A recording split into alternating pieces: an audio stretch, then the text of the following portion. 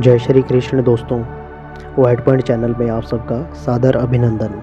मैं अतुल वर्मा आज भागवत गीता के दूसरे अध्याय के 55 से 72 श्लोकों का आसान वर्णन आप तक लाया हूँ।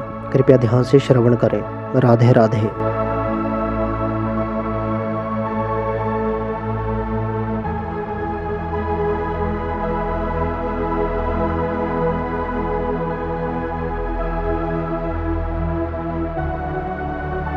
प्रजहाति यदा कामान सर्वान् पार्थ मनोगतान् आत्मन्यवात्मना तुष्टः स्थित प्रगस्त द्योच्यते। श्री भगवान बोले, हे अर्जुन, जिस काल में यह पुरुष मन में स्थित संपूर्ण मनोकामनाओं को भली भांति त्याग देता है और आत्मा में ही संतुष्ट रहता है, उस काल में वह स्थित प्रज्ञ कहा जाता है। दुखेष्वनुद्विग्नमनः सुखेषु विगत सप्रियः वितरागभय क्रोधः स्थित धीर्मो निरुच्यते। दुखों की प्राप्ति होने पर जिसके मन में उद्योग नहीं होता, सुखों की प्राप्ति में जो सर्वदा निष्प्रिय है तथा जिसके राग भय और क्रोध नष्ट हो गए हैं, ऐसा मुनि स्थिर बुद्धि कहा जाता है। यह सर्वत्र नभिस्नेहस् तत्प्राप्य शुभाशुभम नाभिनंदति न द्वेष्टि तस्य प्रज्ञा प्रतिष्ठिता।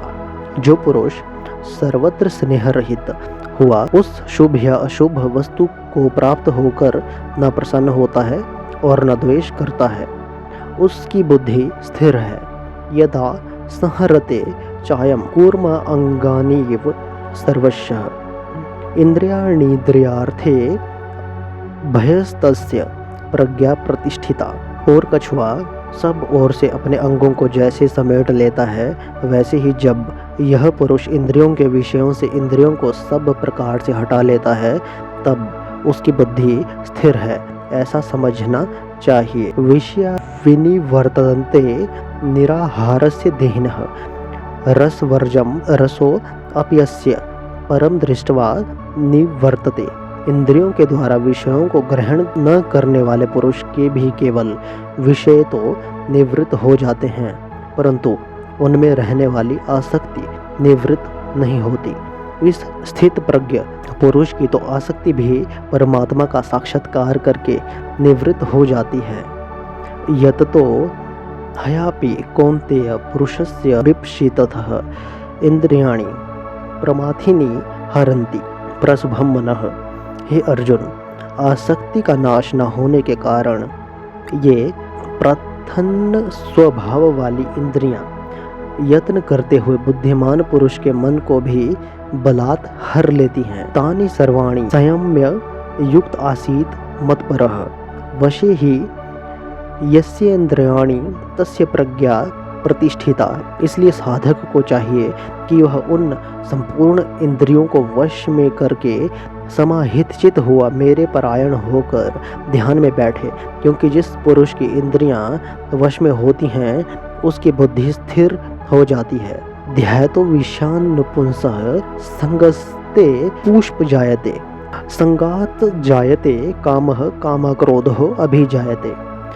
विषयों का चिंतन करने वाले पुरुष की उन विषयों में आसक्ति हो जाती है, आसक्ति से उन विषयों की कामना उत्पन्न होती है और कामना में विघ्न पड़ने से क्रोध उत्पन्न होता है। क्रोधाद्विभवति सम्मोहः सम्मोहा स्मृति विभ्रमः स्मृति भ्रंशाद बुद्धिनाशो बुद्धिनाशात् प्रणश्यति।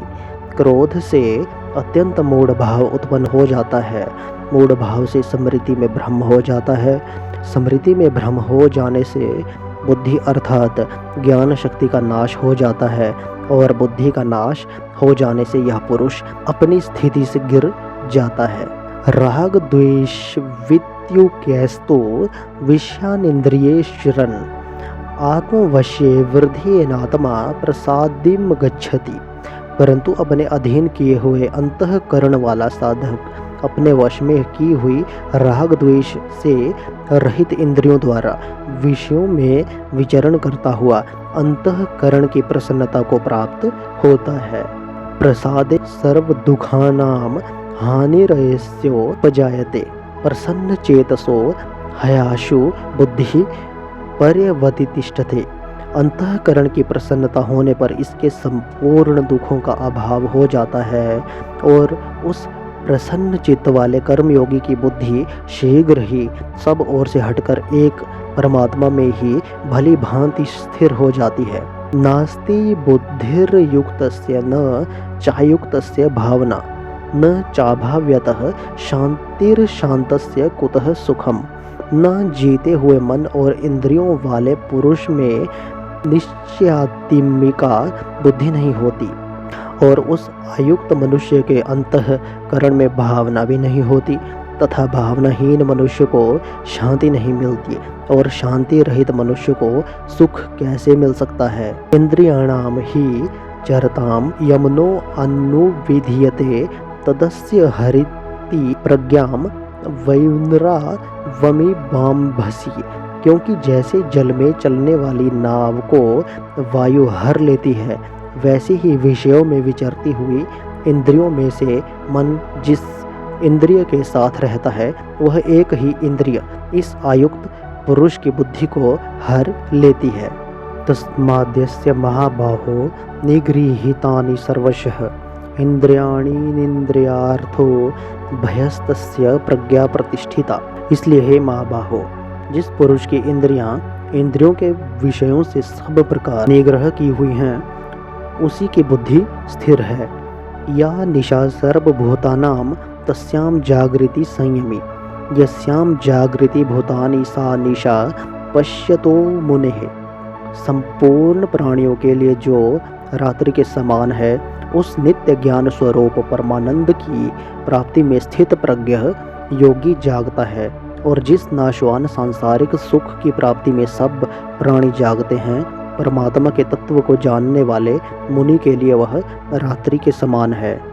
आपूर्यमाण मचल प्रतिष्ठितम समुद्र मापम प्रविशन्ति यद्वत् तद्वत् कामान यम प्रविशन्ति सर्वे स शांति मापनोति न कामकामी।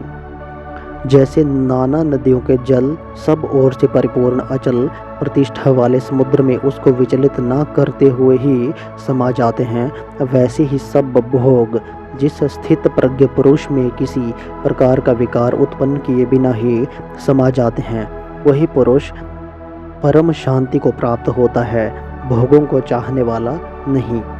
विहाय कामान्यः सर्वान् पुमान् शररति निसप्रियः निर्ममो निरहंकार स शांति मधिगच्छति। जो पुरुष संपूर्ण कामनाओं को त्याग कर ममता रहित, अहंकार रहित और सपरिहार रहित हुआ विचरता है, वही शांति को प्राप्त होता है, अर्थात वह शांति को प्राप्त है।